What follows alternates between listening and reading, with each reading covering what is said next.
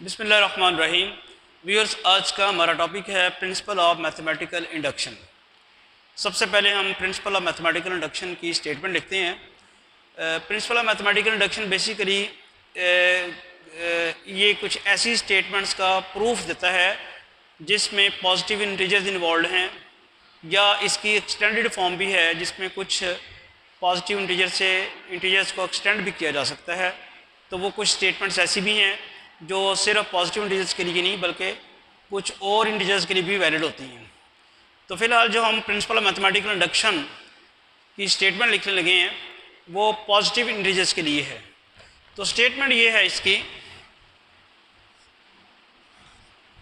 If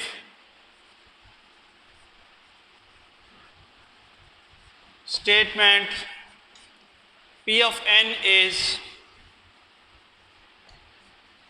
true for n is equal to 1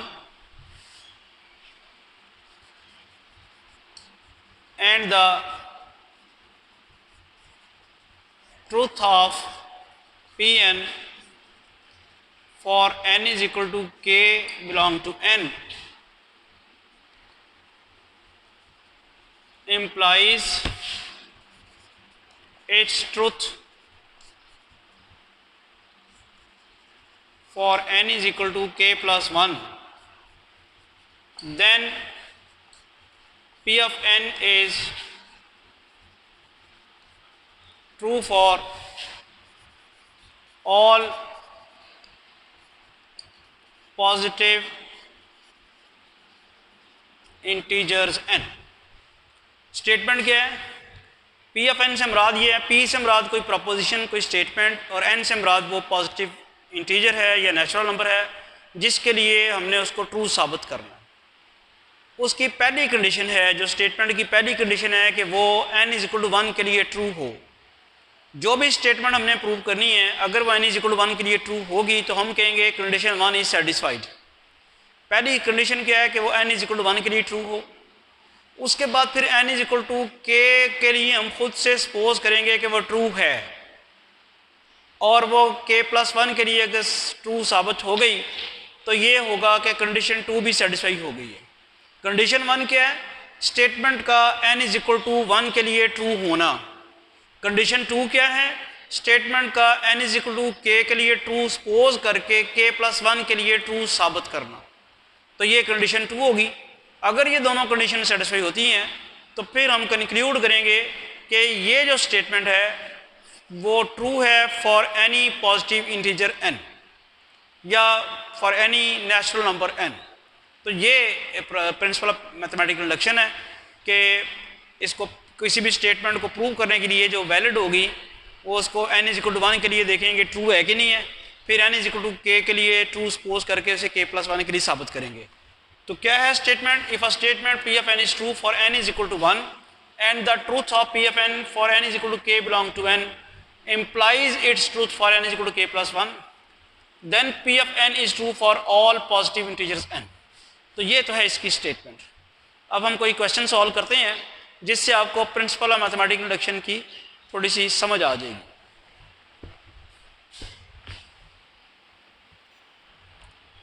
जी, अब ये question देखें। For any positive integer n show that 1 plus 2 plus 3 plus up to so on plus n is equal to n into n plus 1/2।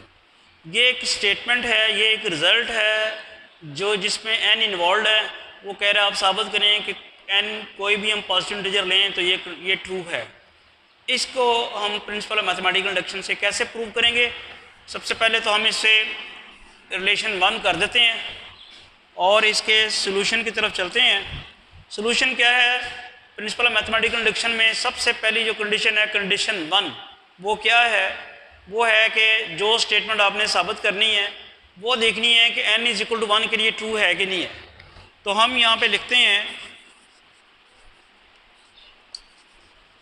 Condition 1, जिसे हम abbreviate किया करेंगे C1 से। Condition 1 क्या है? If a statement Pn is true for n is equal to 1, उस statement का n is equal to 1 के लिए ट्रू होना जो है वो कंडीशन 1 है। तो हम इसमें क्या करते हैं? n is equal to 1 put करते हैं लेफ्ट हैंड साइड में, जो लास्ट पे n नज़र आ रहा है। तो जैसे ही हम n is equal to 1 put करेंगे तो वो बनेगा 1। तो इसका मतलब है जो लेफ्ट हैंड साइड में सीरीज़ है उसकी पहली टर्म बनेगी। तो for n is equal to 1 हमारे पास जो रिलेशन 1 है वो बन जाएगी 1 is equal to right hand side में जहाँ जहाँ n है वहाँ वहाँ हमने 1 पुट करना है। तो आप देखते हैं 1 इज इक्वल टू 2/2 और 1 इज इक्वल टू 1। मैं दोबारा इसको समझा दूँ आपको क्या किया हमने। जो स्टेटमेंट है उसमें लास्ट टर्म में n इन्वॉल्व है लेफ्ट हैंड साइड की, वहाँ जैसे ही मैंने n is equal to 1 put किया तो फर्स्ट टर्म बन गई। इसका मतलब आगे तो जाएंगे ही नहीं हम, तो 1 का 1 ही रहेगा। और इधर चूँकि एक ही टर्म है जिसमें n इन्वॉल्व है, उसी में n की जगह 1 पुट किया, 1 इंटू 1 प्लस 1/2 और ये 2/2 1 आ गया। आप देख रहे हैं कि left hand side right hand side के बराबर आ गई है। Left hand side right hand side के बराबर आ जाने का मतलब ये है कि ये जो स्टेटमेंट थी n इज इक्वल टू 1 के लिए ट्रू है। तो हम फिर क्या लिखेंगे यहाँ पे,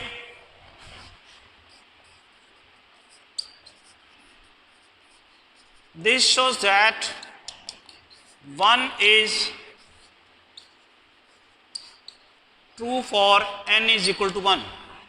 अगर ये n इज इक्वल टू 1 के लिए ट्रू हो जाए तो फिर हमारी कंडीशन 1 सेटिस्फाइड है।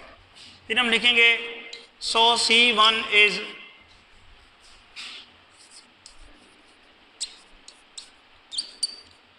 सेटिस्फाइड। अगर ये n इज इक्वल टू 1 के लिए ट्रू ना होती फिर तो आगे चलना ही नहीं था ना, कंडीशन 1 ही सेटिस्फाई नहीं होनी थी। अब n इज इक्वल टू 1 के लिए ट्रू है तो कंडीशन 1 सेटिस्फाइड हो गई है। अगला कंडीशन 2 जो है वो क्या है जी,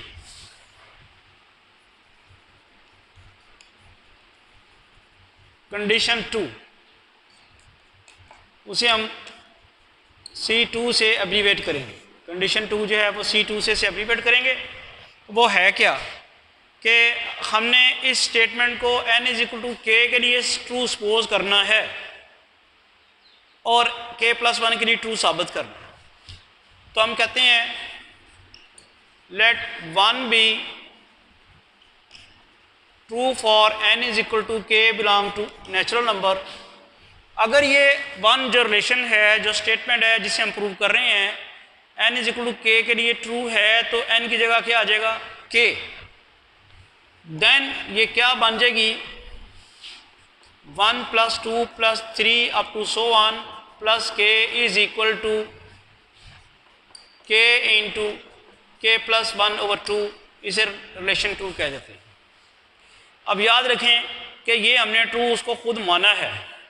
n is equal to k के लिए हमने इसको ट्रू माना है, n is equal to k plus 1 के लिए इसको ट्रू साबित करना है।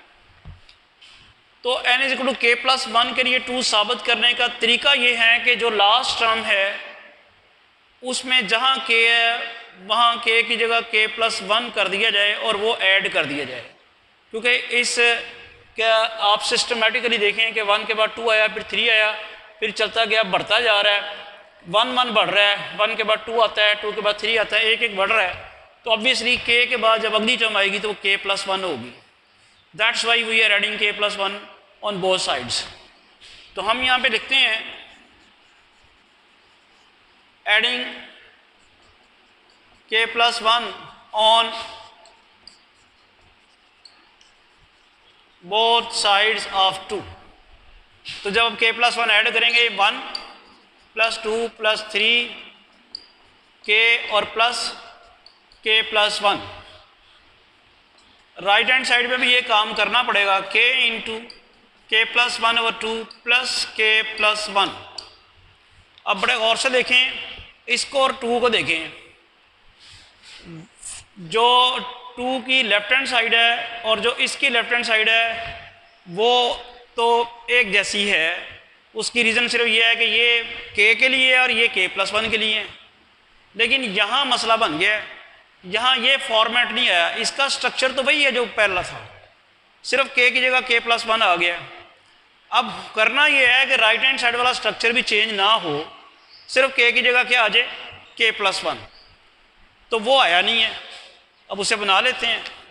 उसे बनाने के लिए हम इसका अगर एलसीएम लें तो 2 आता है, k इंटू k प्लस 1 वैसे रहेगा, 2 इससे मल्टीप्लाई आ जाएगा, 2 इंटू k प्लस 1 अब आप देखते हैं कि इन दोनों में से k+1 कॉमन निकल आता है, तो आपके पास k+1 आपने कॉमन निकाल लिया, बाकी क्या रह गया k+2/2। तो इसको मैं यूँ भी लिख सकता हूँ k+1 इंटू k+1+1 और इसके ऊपर बार डाल दूँ, ये बार बेसिकली ब्रैकेट की निशानी है। तो आप अगर बड़े गौर से देखें, लेफ्ट हैंड साइड पे था 1 + 2 + 3 + k+1, इसके ऊपर भी बार डाल दें, ये ब्रैकेट की निशानी होगी। तो आप बड़े गौर से देख रहे हैं कि ये वाला एक्सप्रेशन जो है ये एग्जैक्टली 2 है, उसी फॉर्मेट का है, इसकी लेफ्ट हैंड साइड उसी फॉर्मेट की है, 1 से लेके k+1 तक। इसको k+1 तक जाना भी चाहिए था, क्योंकि हम अब k+1 के लिए साबित कर रहे हैं, फॉर्मेट वही है, इसकी लेफ्ट हैंड साइड k तक और इसकी लेफ्ट हैंड साइड k+1 तक, और राइट हैंड साइड में जहाँ जहाँ k है वहाँ k+1 आ गया, जहाँ k है वहाँ k+1 आ गया, ये +1 और ये 2 वैसे का वैसे रहा, यानी बेसिक स्ट्रक्चर चेंज नहीं हुआ, वो वही रहा जो था। अगर वो चेंज हो जाता फिर ये स्टेटमेंट बदल जाती, फिर हम कहते हैं कि ये स्टेटमेंट तो कुछ और आ गई है। अब चूँकि basic structure left hand side का भी राइट हैंड साइड का दोनों सेम है जो कि इसके थे, इसलिए हम कहेंगे कि जो कंडीशन इक्वेशन 1 है वो ट्रू होगी है n = k+1 के लिए, क्योंकि n की जगह जहाँ जहाँ n था वहाँ k+1 आ चुका है। तो आप ये फिर इसका मतलब ये होगा कि कंडीशन 2 भी सेटिस्फाई होगी। This shows that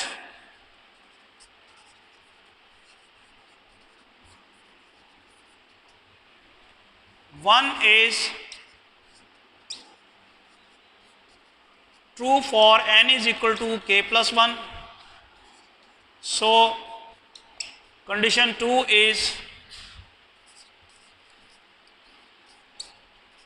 satisfied। अब कंडीशन 2 सेटिस्फाई हो जाए तो फिर कंक्लूजन क्या होता है प्रिंसिपल ऑफ मैथमेटिकल इंडक्शन का? वो ये कहता है कि अगर truth of k n = k belong to n implies truth for n = k+1। अगर n = k के लिए ट्रू है और लेके k+1 के लिए ट्रू साबित हो जाए तो फिर हम इसे क्या कहते हैं कि फॉर तमाम पॉजिटिव इंटीजर्स के लिए ट्रू है। Hence 1 is true for all positive integers n। तो ये था प्रिंसिपल ऑफ मैथमेटिकल इंडक्शन, उसकी स्टेटमेंट भी आपने देखी, उसको हमने अप्लाई करके एक क्वेश्चन भी सॉल्व कर लिया। होपफुली आपको समझ आ गया होगा। इंशाल्लाह नेक्स्ट लेक्चर में हम नेक्स्ट टॉपिक डिस्कस करेंगे। Thank you.